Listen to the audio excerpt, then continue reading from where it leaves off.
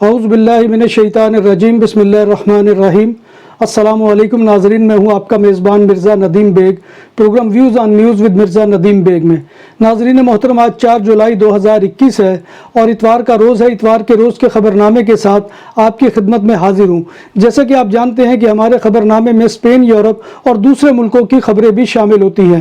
آج کی سب سے پہلی خبر کا تعلق اسپین سے ہے کہ اسپین میں کرونا وائرس کی وبا ایک بار پھر بڑھ رہی ہے اور کاتالونیا کے دارالحکومت بارسلونا میں سامنے آنے والے کیسز میں 3 گنا اضافہ دیکھنے میں آ رہا ہے۔ گزشتہ ہفتے بارسلونا میں 7,100 پازیٹیو کیسز سامنے آئے۔ کاتالونیا میں 12,573 کیسز کا انکشاف ہوا ہے۔ بارسلونا میں اس بیماری کے دوبارہ پیدا ہونے کی ایوریج 2.20 ہو گئی ہے۔ یہ تعداد کاتالونیا کے مجموعی اعداد و شمار سے کہیں زیادہ ہے، جو بڑھتی ہی جا رہی ہے۔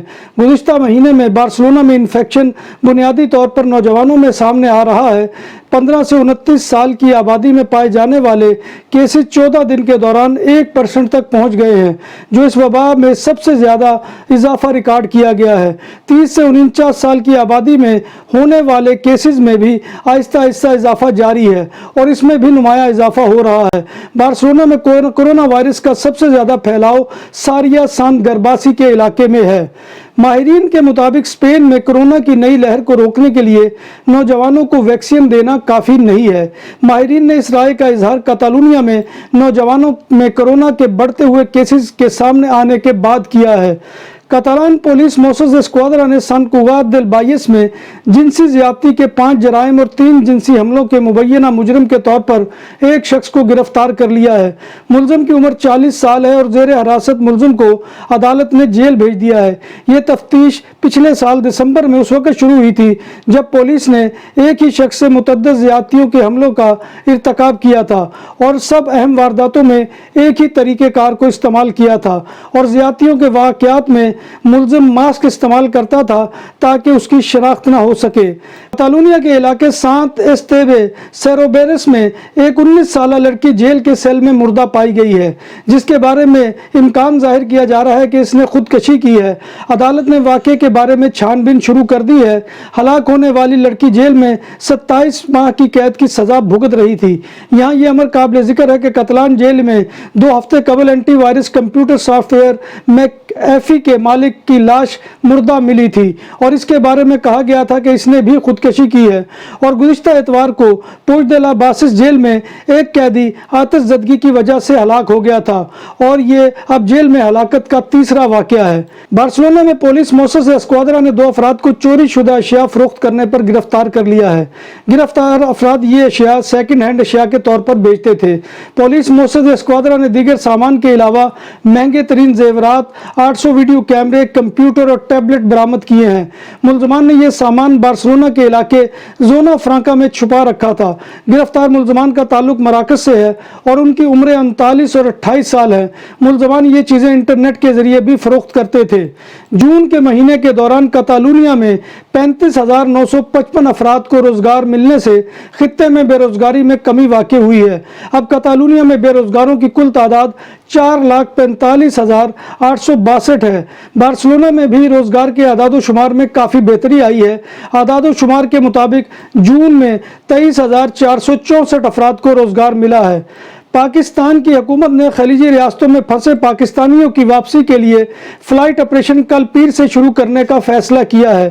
دوسری جانب ایمریٹس ایئر لائن نے UAE حکومت کی ہدایت پر کرونا وائرس کے پیش نظر پاکستان، بنگلہ دیش اور سری لنکا سے 15 جولائی تک پروازیں معطل کرنے کا اعلان کر دیا ہے۔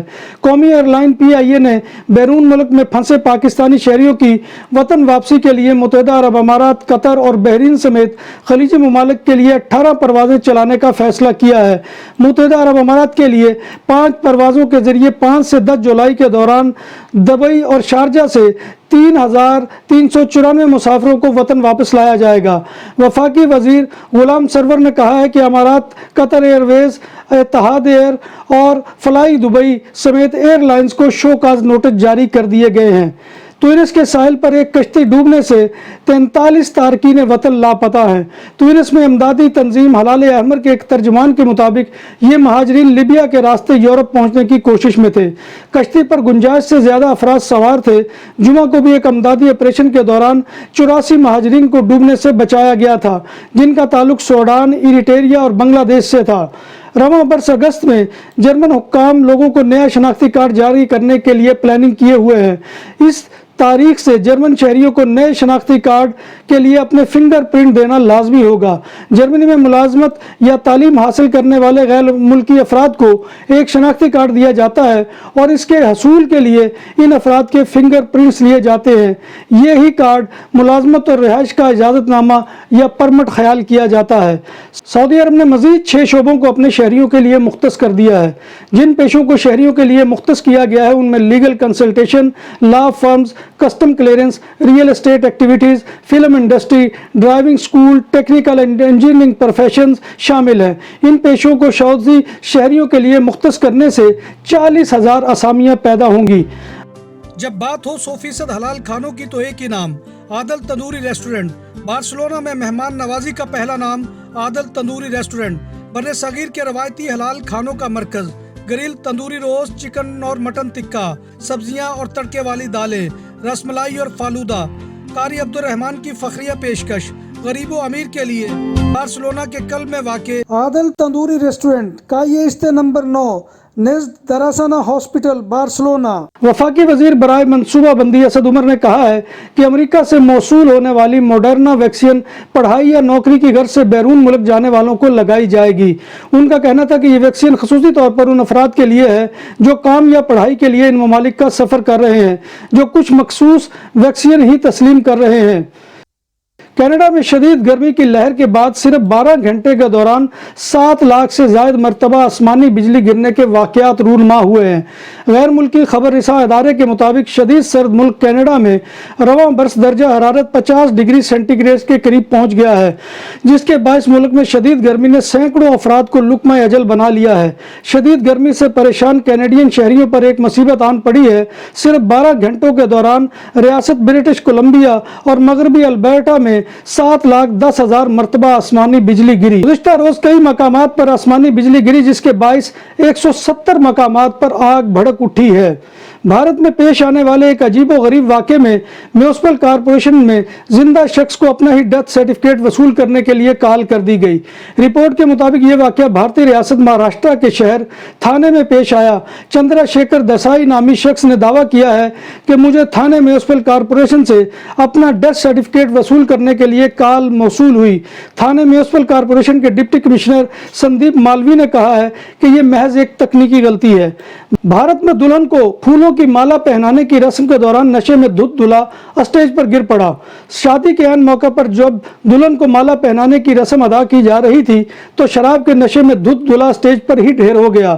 ویڈیو میں دیکھا جا سکتا ہے کہ دلہن کے برابر میں اس کی والدہ موجود ہے اور اس دوران نشے میں جھومتے دلہا نے ہار اپنی دلہن کی بجائے ساس کے گلے میں ڈالنے کی بھی کوشش کی تھی۔ یورو کپ کے کوارٹر فائنل میں انگلینڈ یوکرائن کو 4-0 سے ہرا کر سیمی فائنل میں پہنچ گیا ہے۔ انگلینڈ نے 25 سال بعد یورو کپ کے سیمی فائنل کے لیے کوالیفائی کیا ہے۔ یورو کپ کا پہلا سیمی فائنل بدھ کو اٹلی اور اسپین کے درمیان، جبکہ دوسرا سیمی فائنل میں انگلینڈ اور ڈنمارک 7 جولائی کو ویمبلے اسٹیڈیم میں مد مقابل ہوں گے۔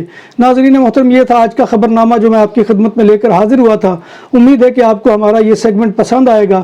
آپ سے گزارش یہ ہے کہ آپ ہمارے channel BBC update T V کو سبسکرائب کریں، اس کے پروگرام کو لائک کریں اور اگر پروگرام پسند آئے تو اس کو دوستوں میں واٹس ایپ اور فیس بک کے ذریعے سے شیئر کریں اور کمنٹ باکس میں آ کر کمنٹ دینا مت بھولیے، کیونکہ آپ کا کمنٹ کرنا ہماری عزت افزائی اور حوصلہ افزائی کا سب سے بڑا ذریعہ ہوتا ہے۔